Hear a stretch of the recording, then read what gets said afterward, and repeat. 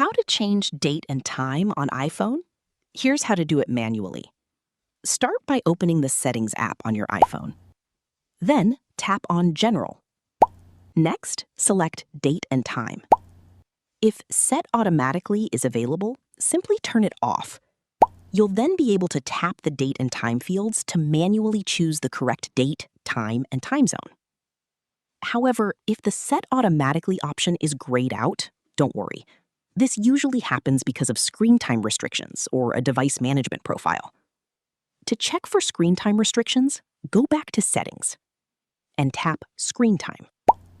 If you have a screen time passcode enabled, you may need to turn it off or change the restrictions before editing the date and time settings.